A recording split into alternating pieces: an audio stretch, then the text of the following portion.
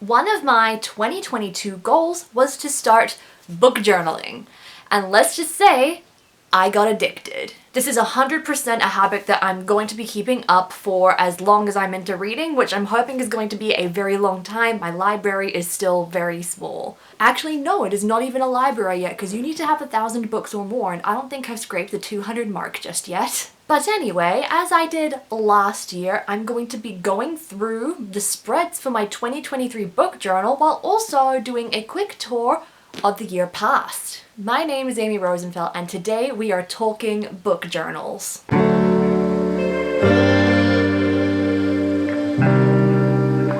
Behold, this is my journal from last year. Some of you guys may recognize that.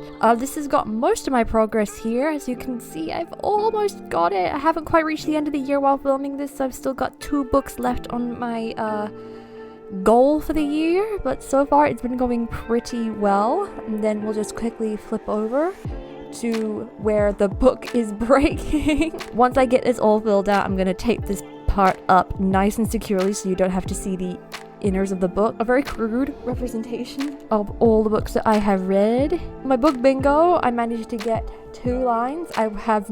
I wasn't even close to getting a full spread. To be honest, I wasn't looking for books that would fit that spread, or sometimes I was, sometimes I wasn't. My calendar progress, which I still have to update from this week, a colorful one I read every day. It's looks like a pixelated nightmare. Yes, my shelf of fame and my 5-star reads. So these are like, obviously, the books I've rated 5 stars this year, and then the books that got pretty close when I read them. My 4.5s went there because I thought it was going to have way more 5-star reads than I actually did. My genre and diversity tracker, I've done very poor keeping of this. I'm going to have to update this once it is over. Got a lot of more rereads in there than I thought, and this area seems to be quite filled up. Dystopia and classics are very slim because classics and dystopia were some of my, more likely to DNFs. And then we have the January Critical Role spread. I'm just going to quickly flick through these so you can kind of see what they end up looking like for January. And then February. Oh wow, so cool. March, Winnie the Pooh theme. I think that's still so cute. And there's April. Hello, April. Your little Alice in Wonderland theme. May. Hello. My worst reading month this year was definitely May. June. Hello, June. You had some real good ones in there. July. My ASTER'S CODA themed. August. Sex themed. Whoa. September. October. Yeah. November. And then I kind of neglected a little bit in December. I still have to fix this stuff up. I really need to keep this more up to date. With my last 2 reads of the year, I'm going to be ranking my top to bottom here once I finish these 2 books. Doll Factory and Every Hearted Doorway. These are the ones I need to finish before the year is up. Editing Amy will be able to tell you whether I succeeded that or not. And now we get into the 2023 journal, and you can already see color seeping through. That there is my title page, a little rainbow list, because I do want to read more queer books this year, so that's kind of like a incentive, I guess. Just like a bunch of rainbow and a bunch of color is what I want for this, because I think I rely a lot less on the washi tape for decoration until we get to the actual book trackers, because I use the washi tape as dividers in this half. And this is where I'm going to be tracking the books that I read, including the DNFs. There's 64 spaces on this right now.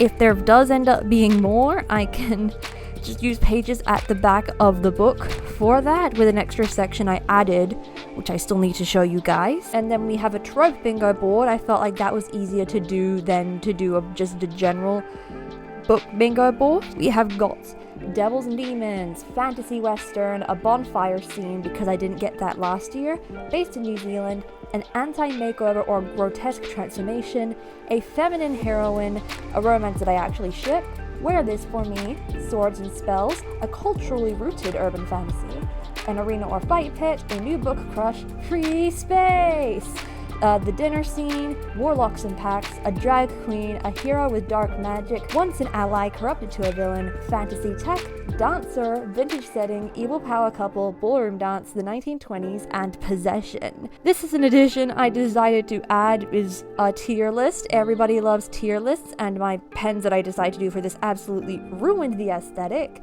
So yeah, we're gonna put the DNFs 2 to 1 star, 2.5, 3, 3.5, 4, 4.5, and the 5 stars, just as a way to show off the array and kind of work out what my average is in a much easier way. This is the calendar for this year. I want to spread across 2 pages because it was so tiny on the other page that it kind of hurt my eyes seeing the bunch of like colored pixels. So yeah, we got a column for each month, and we're gonna try and make it as colorful as possible. I think I'm gonna try and make this look like the colors on the book cover descending each day as I read, so I can kind of categorize it that way and make it look a little bit fun. This is where I'm going to put my 5-star reads. I have less spaces because I obviously read less 5-star books than I first anticipated. Then over here, this is the last page, I think, before we... Oh no, there's one more page or 2 after that. So this is where my monthly stats are going to go. So each month I'm going to be keeping track of the books that I keep, my did not finishes, and my rereads, and I'm going to sort of put the books up there, maybe with some kind of symbol to like track how they look.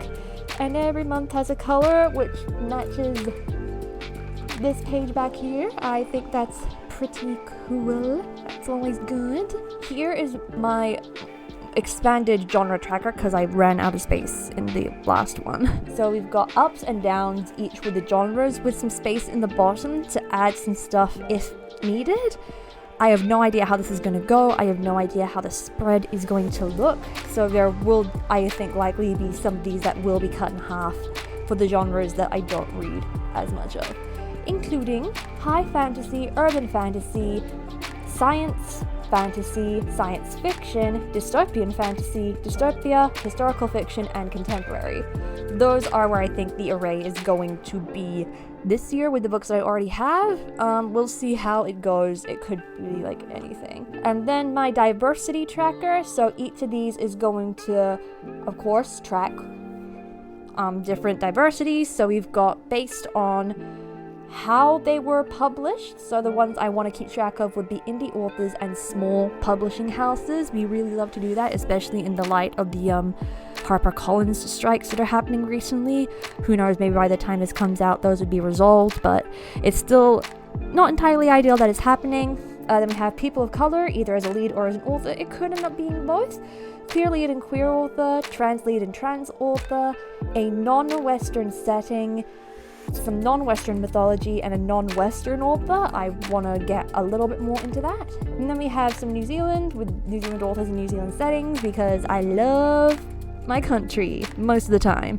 And then down the bottom we have author tuber and author talker, because I'm not in those scenes and I like to support my friends. Hello author talkers and author tubers, if you are watching this video, how are you doing? We get more into the spreads. This is actually pretty good because we've got like the 4 different kinds of columns that I'm going to be using within this, because I'm going to have to write all these down as I come, because quick flip just to a random page, all the rest are going to be blank like that, so I will be able to fill this in as I go. Because one thing I found that was an issue with the way that I set out my journal before was that I predetermined the number of books I would read each month as either a 4 or a 6, and that just made me either go late or go early with the kinds of books that I was reading. So if I start a book in a month, then that's the month that it's going to be categorized under.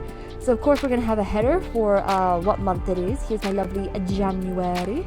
Then over here, this is where we're going to mark the books read. So we've got the dates that are happening within that particular month, and then the star ratings beneath them. And then I put my reviews in. I need to fill this out now because I've pretty much sorted out what they're going to be. Just need to write the reviews. Job for later today. So yeah, I'm going to be putting them in here with the book and the title, and then coloring in the stars. And then over here, this is what my individual spreads are going to look like for each book. So there's going to be a lovely little frame with the... Why am I using a hairpin? There's going to be a lovely little frame for my book. My first book of 2023 is going to be Iron the Widow. I am really excited, really looking forward to it. I've heard so many good things about it that it is crazy. Title, author, series. I think this is part of a series. I just don't remember the series name. I'm gonna have to check it out online to work out what it was. Date started, date finished, coloring in the stars. Here is where I'm gonna keep track of the book as I read it, so filling it in based on the number of pages that I have read per day. And one thing I wanted to include was just like a little space to write down my thoughts.